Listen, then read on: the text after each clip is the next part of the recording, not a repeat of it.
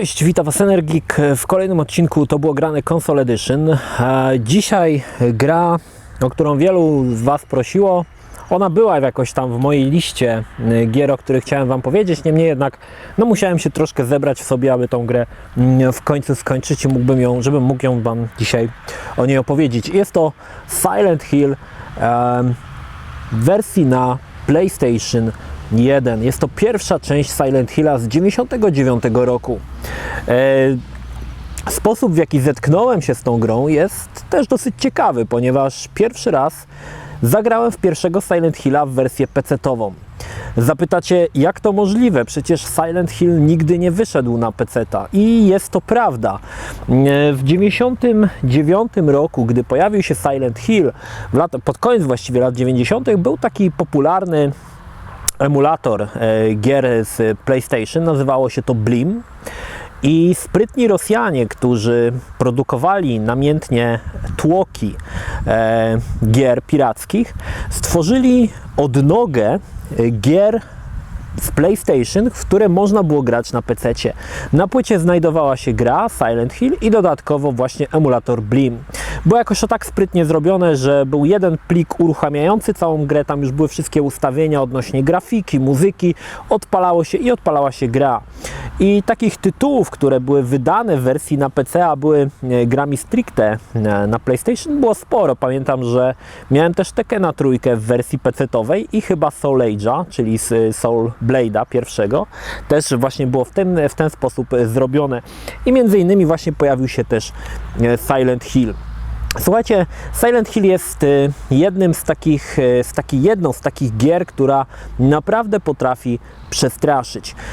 W odróżnieniu od gier innych survival horrorów, czyli chyba najbardziej takiej kanonicznej serii Resident Evil, Konami zdecydowało się na pójście w troszkę inną stronę. Zdecydowało się stworzyć całą grę na engine 3D. Oznacza to, że w odróżnieniu od Resident Evil, gdzie postacie były renderowane w czasie rzeczywistym, natomiast tła były prerenderowane wcześniej, tutaj zdecydowano się na stworzenie całego otoczenia, całego tła w grafice trójwymiarowej. Oczywiście przyniosło to pewien problem, w mojej opinii przynajmniej, pewien problem, ponieważ o ile w Rezydencie tła renderowane mogły być tak ładne, jak sobie zażyczyli twórcy, mogły mieć masę detali, chociaż oczywiście tam była niska rozdzielczość, ale nie da się ukryć, że te tła miały masę detali. Na przykład w drugiej części, na samym początku w mieście, faktycznie bardzo dużo tych detali jest na tle. Natomiast w momencie, kiedy autorzy zdecydowali się całkowicie na engine 3D, te tła musiały być troszkę biedniejsze, nie mogły zawierać tyle detali. Wiązało się też to z tym, że tła oczywiście musiały być poteksturowane. Niemniej jednak dzisiaj, patrząc na tą grę, trudno wyzbyć się wrażenia, że wszystko jest strasznie brzydkie. I faktycznie jest, albowiem były to można powiedzieć pierwsze kroki stawiane w takich grach stricte całkowicie przeniesionych w trójwymiarowe środowisko. W grze wcielamy się w Harry'ego Masona. Sama fabuła, myślę, że większości z Was jest znana, który przybywa do miasteczka Silent Hill z córką. W trakcie wypadku jego córka gdzieś znika, no i Harry oczywiście zaczyna szukać swojej córki. Zanim przejdziemy dalej do omawiania samej gry, jeszcze nadmienię fantastyczne intro zrealizowane w grafice prerenderowanej, które do dzisiaj robi ogromne wrażenie, szczególnie, że w 1999 roku stworzone tak postacie musiały naprawdę, szczena musiała opaść do ziemi, gdy się to widziało. I muszę przyznać, że dzisiaj też robi na mnie wrażenie, chociaż nie, że jest to aż tak fajne, ale że 15 lat temu potrafiono coś takiego dobrego zrobić. Na osobną uwagę zasługuje świetny soundtrack, szczególnie z intra w wykonaniu Akiry Yamaoki, który naprawdę stworzył muzykę ponadczasową i ona nawet dzisiaj się potrafi podobać. Muzyka jest bardzo taka można powiedzieć skoczna, a pobożna, ale też dająca taki klimat, wprowadzająca taki klimacik grozy. Słuchajcie, gra jest zrealizowana w dość ciekawy sposób i tutaj autorzy, tutaj też deweloper Konami, aby poradzić sobie z grafiką generowaną w czasie rzeczywistym, musiał uciec się do pewnego podstępu, który tak naprawdę podstęp potem stał się ikoniczny dla całej serii Silent Hilla i chodzi tutaj o osławioną mgłę. W momencie, kiedy Harry wychodzi na zewnątrz z różnych budynków i znajduje się na ulicach Silent Hill, całe miasto otacza mgła. Mgła miała za zadanie nie tyle wprowadzenie klimatu, ale ukrycie tego, że dalej, już parę kroków dalej, cały czas w czasie rzeczywistym dorysowuje się dalsze otoczenie. Ponieważ, tak jak mówiłem, grafika, ponieważ była przeniesiona całkowicie w tryb 3D, no to ten dorysowywanie grafiki byłoby dosyć widoczne i faktycznie w pewnym momencie, gdy Harry Mason wychodzi na ulicę w nocy, na ulicę Silent Hill i nie ma tej mgły, można zauważyć, jak niewiele tego tła widzimy przed sobą. Jest to parę kroków i dalej w czasie rzeczywistym cały czas dorysowują się poszczególne elementy. Także no ta mgła, która miała wprowadzać klimat, no też była oczywiście podyktowana taką kwestią techniczną. Oczywiście w każdej kolejnej części później, chociaż nie w każdej, w tych pierwszych 3, chyba 4 częściach ta mgła się pojawiała i była taka ikoniczna dla całej serii. Muszę przyznać, że Silent Hill pomimo 15 lat na karku nadal potrafi przestraszyć i choć grafika może nie jest za dobra i oglądanie tego na emulatorze w jakości powiedzmy HD wygląda to po prostu koszmarnie, szczególnie, że tekstury są bardzo niskiej rozdzielczości, cały czas coś tam przeskakuje, no widać, że grafika nie jest może mocną stroną Silent Hilla, ale muszę przyznać, że dzisiaj grając w tą grę, ta grafika, animacje, wszystko ze sobą współgra, żeby zbudować ten właśnie nastrój grozy i myślę, że to jest ciekawe i warte wspomnienia. Silent Hill jednak się broni się naprawdę ciekawą fabułą, paroma zakończeniami.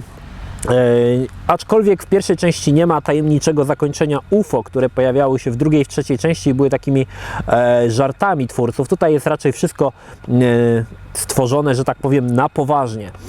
Sama gra oczywiście można ją uruchomić spod emulatora, działa ona bez najmniejszego problemu i muszę przyznać, że granie w tą grę sprawiło mi masę radości. To też jest jedna z gier, jest to survival horror, której przejście teraz, w momencie kiedy robiłem gameplay, zajęło mi około 15 godzin. To jest naprawdę dużo. Jeżeli doliczymy do tego momenty, w których zginąłem, myślę, że tych godzin może być nawet 18 albo i nawet 20. Fakt faktem, nie jestem speedrunnerem. Ja zazwyczaj gram obwąchując ściany, wszystko dokładnie oglądając i jak na survival horror to jest naprawdę dobry wynik, bo większość gier, takich na przykład Residentów, dało się skończyć w jednej na przykład trzeciej tego czasu, co wymagane jest skończenie Silent Hilla. Silent Hill jest też grą dosyć trudną, szczególnie jeżeli chodzi o zagadki. Niektóre zagadki są naprawdę ciężkie, między innymi słynna zagadka z pianinem, na którym trzeba zagrać określoną sekwencję dźwięków, jest dosyć trudna. Wymagana jest bardzo dobra znajomość angielskiego, żeby te zagadki rozwiązać. Aczkolwiek tych trudnych zagadek nie ma aż tyle, ale są.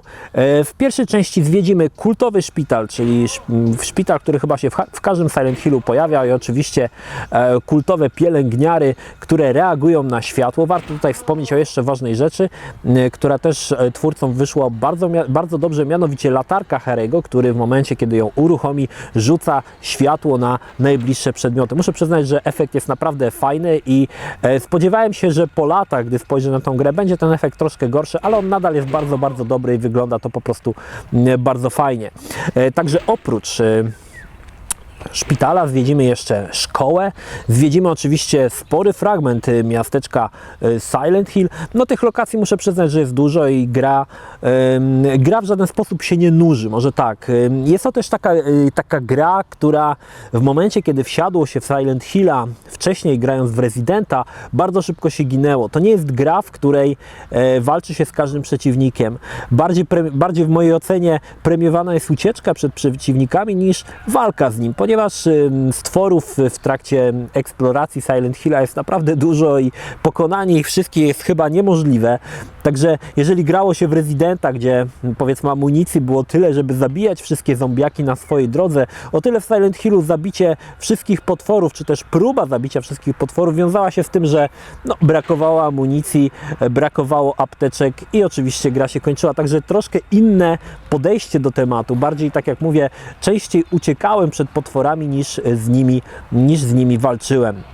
Pierwsza część Silent Hilla jest w mojej ocenie, nie jest najlepszą częścią. W mojej ocenie najlepszą częścią Silent Hilla do tej pory, która wyszła, jest czwarta część, The Room. Wiem, że bluźnie, ale The Room stanowi dla mnie najlepszą część Silent Hilla. Niedługo się dowiecie, to było grane, dlaczego. Natomiast pierwsza część stawiam gdzieś na drugim bądź na trzecim miejscu po części drugiej, bądź przed częścią drugą. Nigdy się nad tym za bardzo nie zastanawiałem, czy bardziej mi się podobała dwójka, czy jedynka. Niemniej jednak jest to gra warta uwagi. Dzisiaj oczywiście Silent Hill przede wszystkim straszy koszmarną grafiką, trudnym sterowaniem, w ogóle samą złożonością rozgrywki, nie pod kątem, że trudno się steruje, ale że trudno się gra, dosyć szybko się ginie. Także to jest gra troszkę z tych czasów jeszcze takich, gdzie gry miały stanowić jakieś wyzwanie, nie miały być samograjami. Warto wspomnieć jeszcze tutaj o jednym Silent Hillu, który też bardzo lubię, Shattered Memories, gdzie gra praktycznie jest, można powiedzieć, pewnego rodzaju samograjem, ponieważ tam nie walczymy ze stworami, a zawsze przed nimi trzeba uciekać. Nie ma możliwości nawiązania z nimi walki i to jest właśnie takie też pokazanie, jak z wysokiego szczebla zaczął Silent Hill, by zniżać się coraz niżej. Aczkolwiek muszę przyznać, że pierwsze 4 części naprawdę trzymają poziom i są to naprawdę dobre gry. Następnie po 4 części, czyli po The Room, tam te części Homecoming, Downpour, jeszcze jakaś była Origins, chociaż Origins na PSP jeszcze było w miarę spoko, schodziły coraz niżej. No i oczywiście ostatnia część, którą graliśmy, to chyba Downpour, o ile dobrze pamiętam, no to już było całkowite zeszmacenie marki. Widać, że nie poszło to w tą stronę, w którą byśmy chcieli, żeby szło, ponieważ Silent Hill tak naprawdę nie jest typowym horrorem, a jest bardziej taką grą, takim horrorem, czy też thrillerem psychologicznym, gdzie każdy może interpretować wydarzenia na swój własny sposób i myślę, że to jest w tej grze znamienne i warto chociażby dlatego w tą grę zagrać. Słuchajcie, edycja, którą posiadam, pokażę jeszcze, że nie mam samego pudełka, edycja premierowa. Co ciekawe, jeszcze w tych grubych pudełkach PlayStation, ponieważ jest to tak zwany Black Label, czyli z czarnym napisem na czarnym tle PlayStation. Dzisiaj praktycznie nie do złapania w pełnej wersji, czyli z 2 książeczkami w środku, z pełnym opakowaniem, aczkolwiek czasami można w tą grę jeszcze trafić na Allegro. Niemniej słuchajcie, jeżeli lubicie wyzwania, lubicie gry, które są horrorami, które stanowią wyzwania, a nie bezmyślne strzelanie, bądź też siekanie potworów na lewo i prawo, myślę, że warto się zapoznać z tą grą. Dla fanów, wszystkich właściwie właścicieli, którzy posiadali PlayStation w roku 99, to na pewno nostalgiczny powrót do przeszłości, bo oni wiedzą, że ta gra jest warta tego, aby oczywiście ją znać. Ja też z całego serca polecam Wam pierwszą Silent Hilla. Niesamowita przygoda i zobaczcie, jak grało się 15 lat temu, jak gry stanowiły wyzwanie i jak się jeszcze starano, żeby to wszystko w tej grze jakoś działało, żeby fabuła była ciekawa, żeby to wszystko wciągało. Dzisiaj to już troszkę mniej się na to patrzy, głównie się stawia na grafikę, ale w latach 90., pod koniec lat 90. grafika nie była wszystkim. W latach 90. wszystkim była fabuła. To tyle. Pozdrawiam Was, Energik, trzymajcie się, do następnego. Cześć.